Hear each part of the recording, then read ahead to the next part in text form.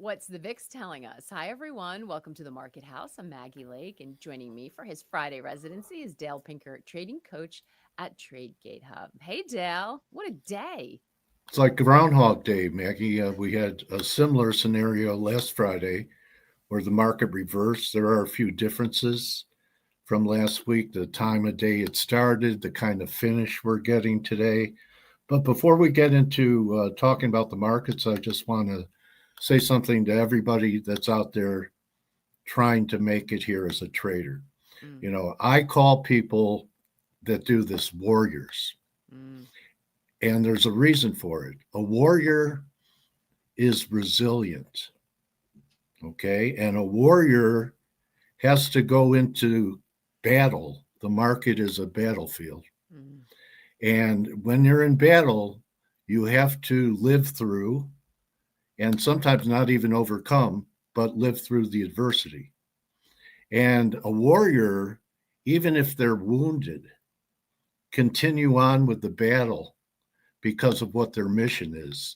Wounded might be down 20% on your P&L. And I just want to say, everyone that's hearing my voice right now, that's you. mm. You're warriors. Thanks, Don't Dale. forget I it. think people need to hear that because it's hard. It's hard out there. And these are tricky markets, even for people who have a lot of experience, like Tommy Thornton, who just joined the chat. Hey, Tommy. Hey, everybody who's Hi, who's Tommy. everybody else who's with us live on Substack and YouTube. It's great to have you here. And it is tough. Be saying hell yeah, Dale. So let's try to walk through this and give some people some information and maybe some tips on how they can keep fighting the good fight. So Okay. um, you are right. We had this conversation last Friday, and we both posted about it on X because you were warning folks. You felt like there was a we were going to see some failed rallies, and that's exactly what happened. And even today, I haven't looked at where we've settled. Okay, we managed. It looks like to settle in the green, but it almost looked like that rebound today was also sliding as we got really close to the close. So, what are you seeing now, and how are you feeling about tech based on the fact that we saw that bounce again today? Well, I think the whole market's going to be made on the Nvidia earnings next week. The S&Ps were 100 handles above and 100 handles below, unchanged on the week, and they finish a shade lower. Mm, So I have a bias because I still think this wasn't enough to cleanse the market, but I could see it doing either breaking down or blowing off to new highs. I don't think this is the same type of scenario that we had last Friday, just based upon, well, let me look at my charts here. Trying to pull them up. Is it? yeah. Okay. All right. So let's go to the S&Ps. Okay. So we have a 4-hour chart here. This is last Friday right here. Mm-hmm. Okay. So, we had the reversal down here. We didn't quite take out the low. No, this was it. Okay. This was the low, and we had this big rally into the close, and it closed good. And we had the government potential reopening since we knew something was going to be done so people could go to Thanksgiving, or at least try. I don't know how flight traffic is going, but so it was set up for, I knew that there was going to be a rally. In fact, I said they'll buy Mm, the government reopening, and the government reopening, I said, you sell strength on mm, a government reopening. So I also talked about retracements. I didn't expect this much of a retracement. 78.6, a little better than that. But NASDAQ definitely wasn't as strong. It was more like 61.8, and we actually did take out this low. Still graveyard save, but I still think there's damage in NASDAQ, and I'm still looking for lower numbers. I don't like the way semis are reacting, although in one day, in 10 minutes after earnings, could change a picture. That's what I mean. So, what do you do? If you're bearish semis, do you get out of them in front of NVIDIA earnings and then have to chase it if the earnings aren't good? I won't. I'll stay in and then fade a good reaction in Nvidia because we held coincidentally last week's low, which is very important because if we take it out, we're going to 145. So here's a range 212, about $30. Look at the low today before the advance. So I don't think we're going to get this unless the earnings are good. I think we're going to break down under 180 eventually. Maybe earnings take it back to 200. I'm not looking for new highs in Nvidia. And you know what fascinated me today is that a trader friend of mine told me that Michael Burry has closed his fund. And I wonder why, because it looked like he was real right about Nvidia and Palantir. So that's something else people should think about. Here's a guy famous from The Big Short who probably has the right idea. Now his fund won't be there for it, but his timing wasn't perfect, and now they're out of the game. So here's what a guy that people would call, and he is a very smart guy, a market master, and they get caught sometimes. Okay, so don't beat yourself up if you're struggling a little bit. Everyone does. Yeah, and it's Everyone hard. does. It's hard in this environment as well, because you've got you've got sort of politics intertwined. Brent Donnelly of Spectrum Markets puts out a terrific Friday speed run. If you're not signed up for it, I would suggest doing so. It's a really good sort of recap. And as you all know, Brent's a great writer, and he said something that caught my eye that was interesting. And he was sort of thinking and speculating that part of the squeeze higher this afternoon is that everybody knows Mondays have been bullish in the Trump administration because when you see the stocks are under pressure or down, there's some kind of weekend announcement and a tape to stabilize or pump up stocks or crypto.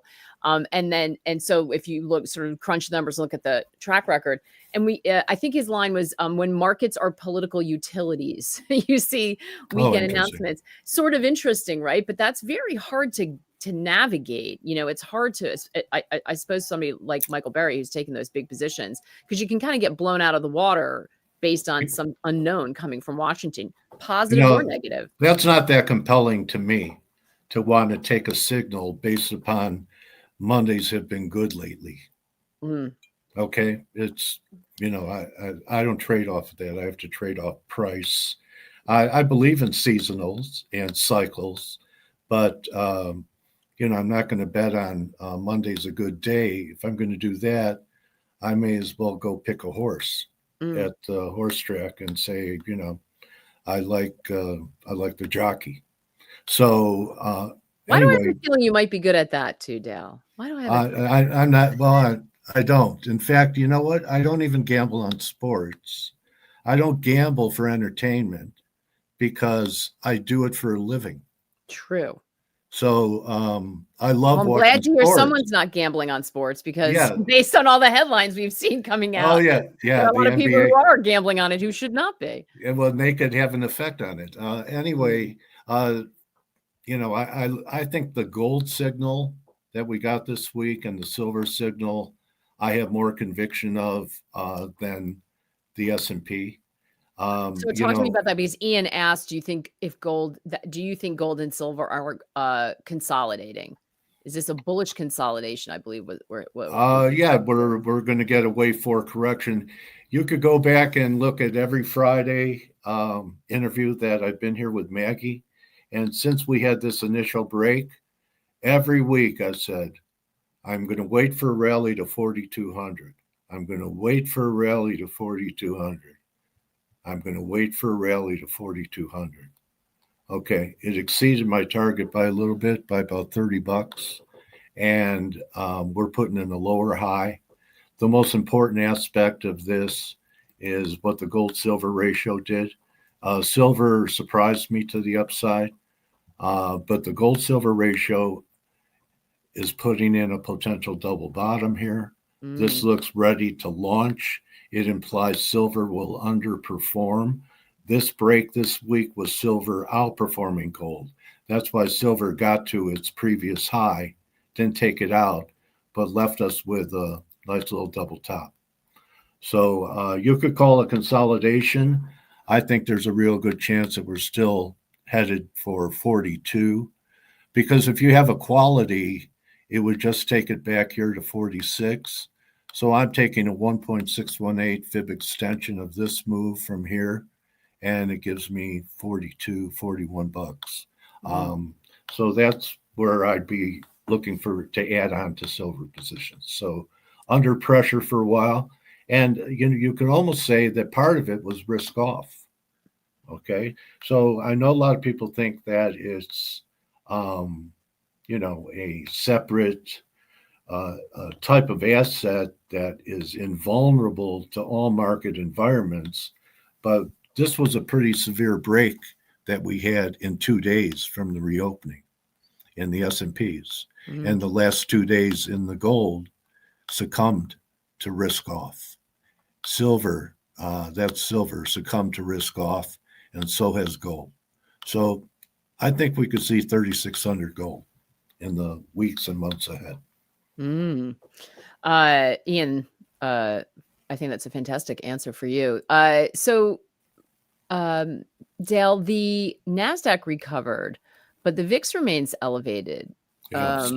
Yeah. What do you make of what's happening with the VIX? Well, I think the VIX gave us kind of a clue last week. One of the viewers brought it up, and it almost put in the same type of day that it did last week. Here's last Friday, and then here's this Friday. So I guess it's all going to be about follow through in the market. It's not a nice looking candle, but one thing you can say for sure, and that's why this is a market coming back. This is a market coming back. Over 23, be careful with your portfolio, because then we're going to be just this would measure to above 30. But this is the kind of close in the VIX that, and maybe rightly so, would have people going home feeling confident like this Friday did. So this market has to, kind of hold in here. And the breakout's pretty clear now. Look at all the failures we've had around this 23 level. Over 23, there's a liquidation break coming in the market and a short squeeze on volatility. That's what I see. I don't know if we're going to 16 again before that happens. But, it's a bearish candle. But I have a bias, and, I think it's going to break out over 23. Another area that did not bounce is Bitcoin. That traded below 95,000. There's been a lot of pain in that area. Does it look like there's more downside, or does it look like it's finding support here? No, I don't see any reason to buy it yet. I'd wait for some kind of reversal signal on the daily. I don't have any divergence here. I was thinking it was going to make new lows because of I brought this up a few times, that we had a confirmed low under 100 right here, this RSI. So maybe we're diverging a little bit, but I don't know. It's not something that I would wait for it to give me at least one good daily green candle, so I have a frame of reference if I want to buy it to place a stop. Right now, where do you put a stop? You're hoping for a low. There will be a low, but where is it? Is it here? Is it at 88? Is it at 75? Even the weekly is looking pretty ugly. So, and I wouldn't buy Bitcoin anyway. I would look to buy Ethereum or another alt. Look, it took all this weakness in Bitcoin that we've had over the last several weeks, and Ethereum still has not taken out this low. So if you want to know when to buy Bitcoin, look towards Ethereum for giving you the signal. It will turn first. It's holding up the best, and it will turn first. And it would be the preferred long, in my view. Maybe as well some other altcoins. Digital Vote was in early with his question, so I want to see if we can get it in. And he wanted you to have a look at the Bitcoin chart expressed in gold. So BTC USD / XAU.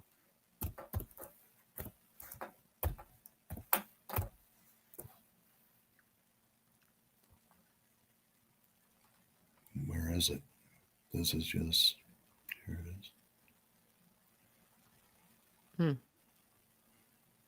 I don't see it. BTC USD / XAU. BTC USD / XAU. Or maybe it's just BTC / XAU. Does that work? Maybe. Digital, if you have. There it is. Yeah. If that's the one, if it's that's not the one you're looking for, then drop Bitcoin versus the dollar. I don't see it. Maybe I don't even need this. Maybe that's the problem. Yeah. There you go. Bitcoin XAU. Your wish, ask and you shall receive. So here we are. Let me see. Cheap, like you would expect. Let's take a longer term view of it. Cheap, but no cigar. I mean, I don't see any reason to buy it on a weekly basis yet, this ratio. Maybe the daily's starting to diverge, so there's a little hope here. See what the 4 hour looks like. I don't have a 4 hour signal, so I would tell our friend to wait for maybe even the initial rally, and you want to see the RSI above 30 at a new low before you consider buying it, not the RSI confirming the low. And then, right now you need a rally. Maybe we get this initial bounce and then it washes one more time. But I would give it time to for work, or do what some guys, pros do. I do sometimes, put out a feeler, which means small, so you pay attention. Hope that helps. I'm sure it does. I know you like to probe. You tell us that. You have a little on to pay attention. And then as time goes on, your conviction will build if the price action starts to fit your narrative. Great advice. Entry is asking a question. I don't know if it's too broad, if you don't know what the underlying is, but he's or she's saying, Dale, if you had 65% margin left, would you stay in a bad trade or just take the hit? The margin's not the important issue. The trade is the issue. So if you're in a bad trade, I have to ask you why you're still in it. And why are you leveraged? And when you got in the trade, what was your original intent of risk on the trade? And if it's exceeded it, you're learning a lesson. Because every time you get into a position, you need predetermined risk, not to come to someone being interviewed and ask them what they should do with a bad trade that they have leveraged out. That's something you answer before you participate. That is really, really good advice. You have to have your plan, right? Yeah. I mean, she's saying it's a bad trade. So there you go. Yeah. That's your answer. There you go. As always, I had a question about solar, TAN. You looking at solar at all? It's kind of cloudy here in Southern Cal today. It's not supposed to be. You're in California. Well, it's supposed to be sunny all the time. We have some rain coming in. There'll be some flooding. So this is an ETF on solar. So I feel like Jim Cramer. People calling in and giving me booyah. Dale, I think people will be upset that you compared yourself to Oh, here, let me hit a couple of the sound machine things here. Anyway, TAN. Yeah, it looks like the rest of the market, was under pressure and came back. It's a market performer. I think that, with my view on equities, that if we take out today's lows in NASDAQ and S&Ps, you're not going to really want to be long anything. Like I said, up until today, I thought I was going to have a perfect track record that the S&Ps were going to be, I'd have a breakdown close. But everything else that I said, look for shorts in metals. Bitcoin hasn't bottomed. That stocks to sell a rally into the reopening.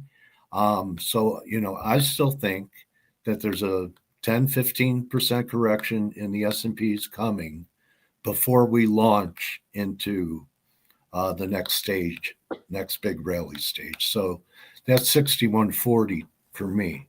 So if my objective comes, if I'm all wet and we blow off to new highs, I'm sure you'll be fine with this. But if if I get lucky and I'm right about this decline, which is taking a lot of patience to come here every Friday after a graveyard save in the market, you won't want to be long too much. Yeah. And you have, if you have the ability to have time on your side, then, if that is a risk out there, then you want to consider it. Yeah, for sure. What about bonds, Dale? If you feel like there's going to be a major sell-off, we talk about the everything rally. Are we going to have the everything sell-off, or could bonds do well because people are looking for? Where were they this week? They had a chance with risk off to do something right. And that reminds me, I'm seeing cracks in the financials, which is not a good sign. But I think you've had people talking to you about that. So what did you just ask me about? About bonds. Oh, yeah. I had to remember myself. It's Friday, folks. We've got a lot of information in our heads. We're back to this real important area in the bond market, this potential breakdown. And the 10-year is pretty stubborn with people looking for lower rates. Yields look like they're headed higher. And they're really going to squeeze people over 420. Maybe we're going to 435 or so. And TLT did not act well when it could have. Almost looks like a little head and shoulders. Junk isn't that far away from its recent decline low. So I don't like bonds right now. And any of them. I may after the 10-year peaks, but this is not a real bearish chart in the 10-year yield. Yeah. Right there. And actually, the market likes it. The market was selling off when yields were lower during the day. So higher yields, remember what I said?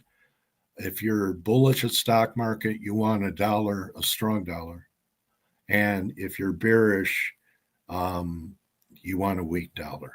So, maybe the dollar is going to bounce with this. That would help the market.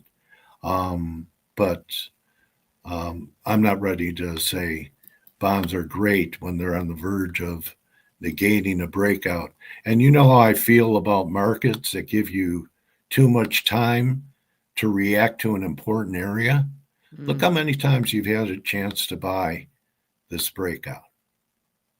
You've had months. So you could have been Rip Van Winkle and taken a nap and woke up today and say, oh, thank you, Mr. TLT.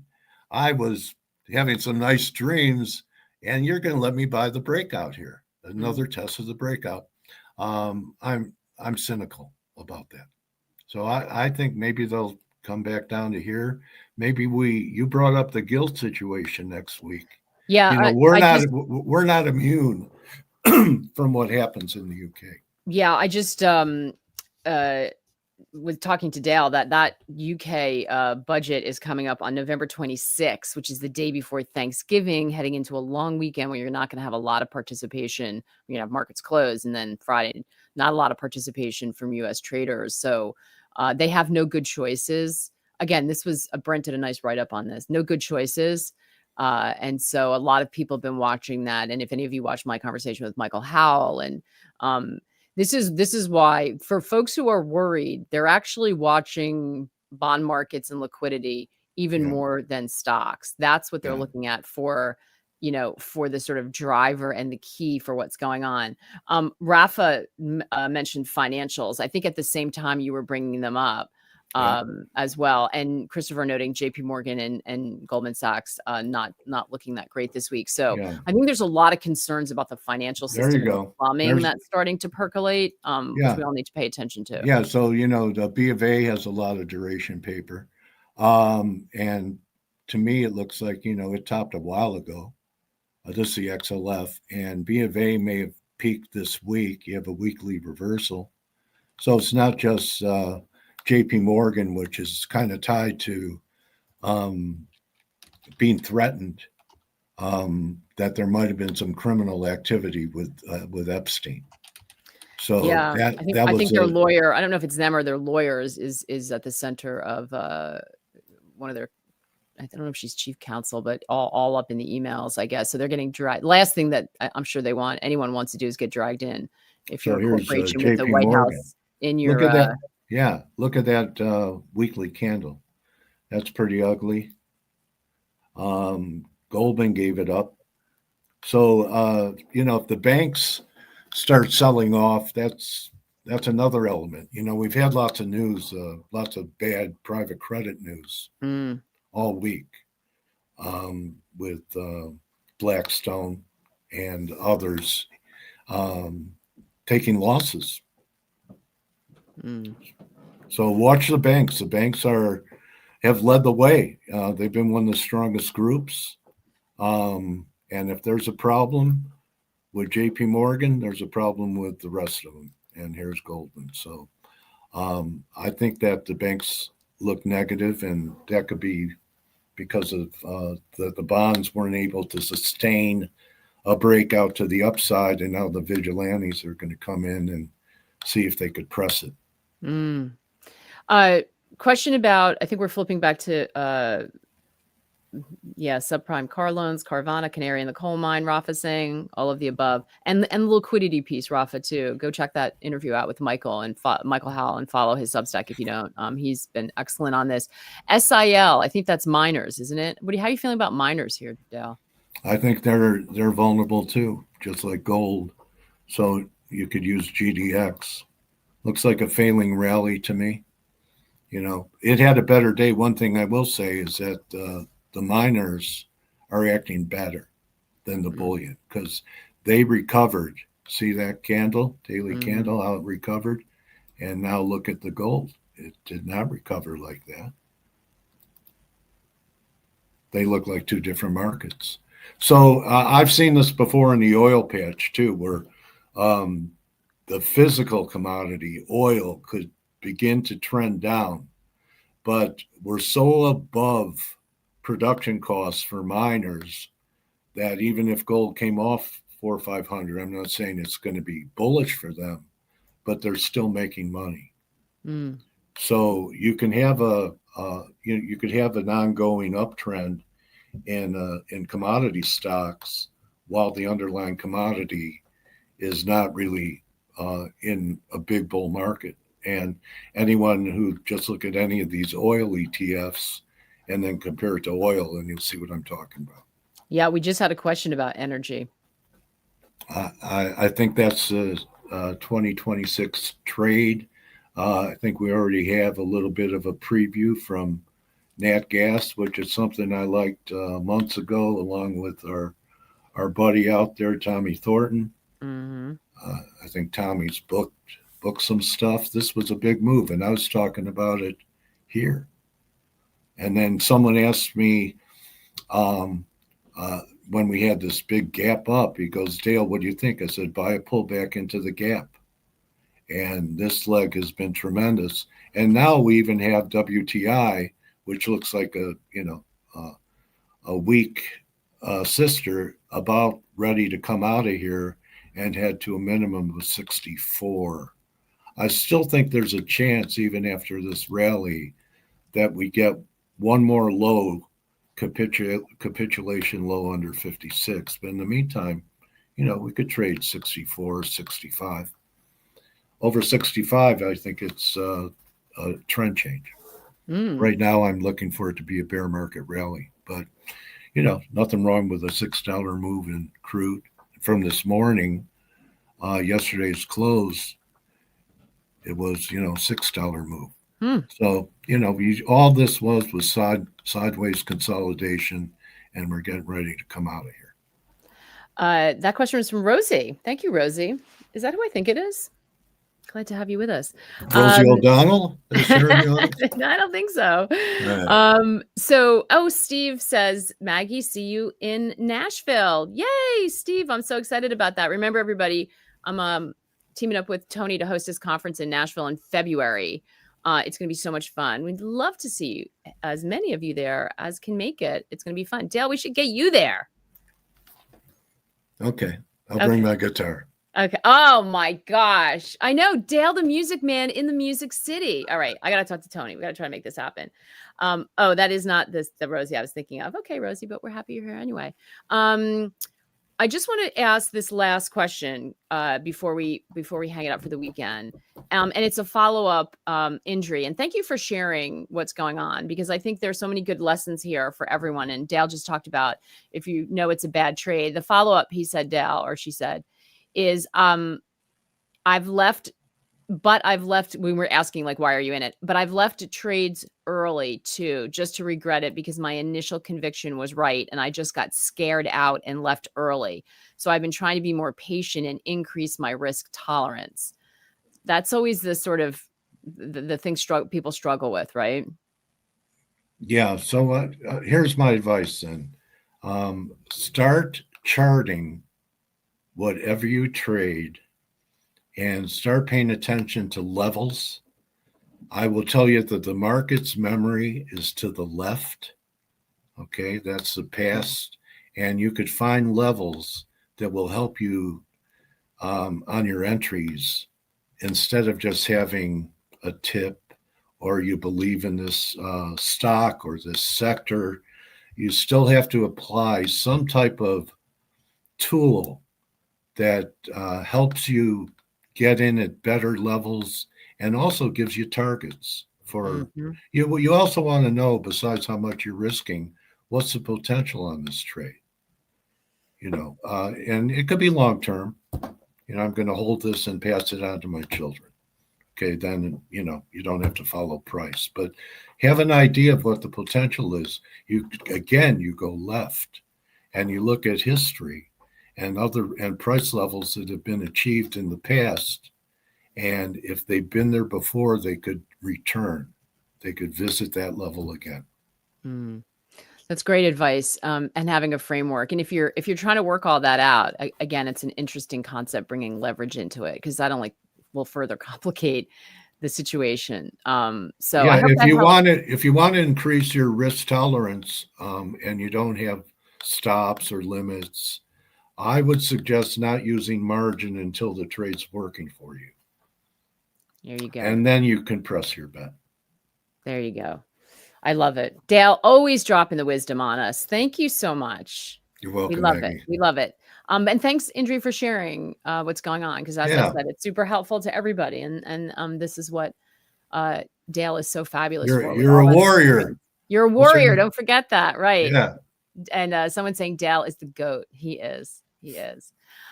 Dale, thanks so much. Super interesting market. You gave us a lot to think about. Again, as you know, Dale's always tracking it through the week. We try to push it out on X, but get your questions, keep it in your notebook, roll up next Friday, and we'll do our best to unpack it once again. So thanks, everybody. Have a wonderful, wonderful weekend. Get out there and enjoy yourself. Take a break from your warrior position. Thanks, everybody. Even warriors need a break. Even warriors need a break, right? All right. Thanks, everybody. Have a great one. We'll see you again on Monday. Take care. Good luck out there.